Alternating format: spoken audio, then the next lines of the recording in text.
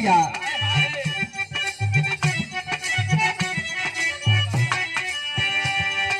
हर बरधा से खेत जोताले खेत खटुआ, धोती कपड़ा पहिन के निकला चुपुर मचुआ, मेहंदी गोरे में दिवाली में धरनौआ, भाई भाई में प्रेम रहा तब कतल करौआ नहीं।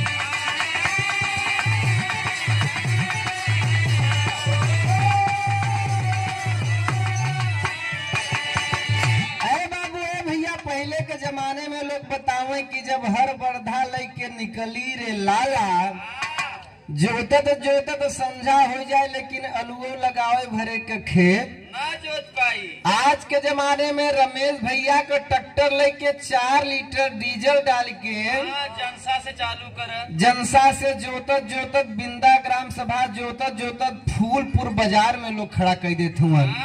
इतना ना जमाने मेहरारू जाता खींचत रहे न मनई खींचत है। पुरनिया बाबू लोग महुआ मटर खाए 20-20 लड़कियां हुआवत रहे। आजकल तो दुबई में आग खुड़ाई जाता। वो गाड़ी दुआरे आवता। उतर गाड़ी दुआरे आवत हो। लड़का 9 महीना का चेकअप 18 दैया। 14 सही वाली नशा पकड़े सकती। अब तक 5000 हो गया करीबा। तो पहला बा।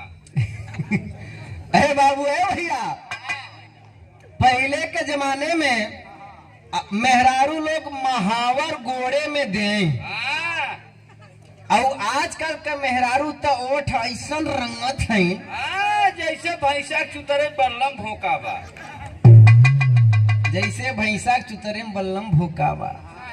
अरे बाबू ए भैया, पहले के जमाने में बड़का भाई बम्बई छोटका भाई घरे, वहां से कमाई के भेजे यहाँ आमदनी चले।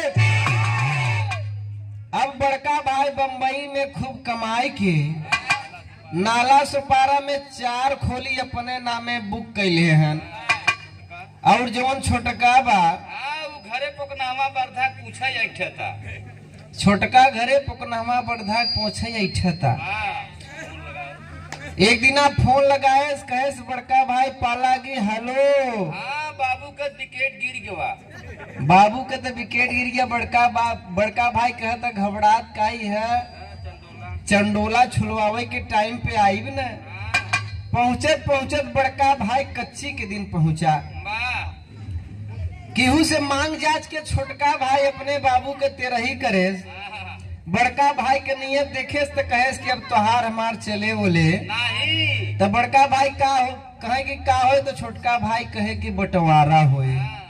तो बड़का भाई कहता कि करे पगला का बांटे के बा, जवन तई बनाए है तवन तई ले ले, जवन हम बनाए है तो हम ले ले थे। अब बड़का भाई के तो नाला सुपारा में 4 खोली मिला, और छोटका भाई यहाँ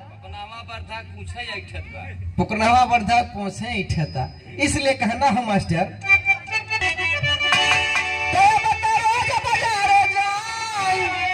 छोला फूल की रोजाई के पहले के बाजार है काकी दादी हरे करत रहे। अब का बाजार ती नैकी माई हरे करत है।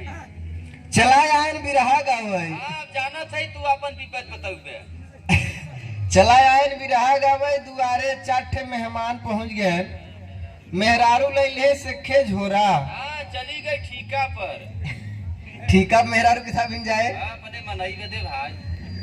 2 रुपया की सब्जी ले, 5 रुपया कोहड़ा, और 50 का नोट वही टेम्पुआ में गिराई दे। बड़ी समस्या। इसलिए कहना है मास्टर भैया,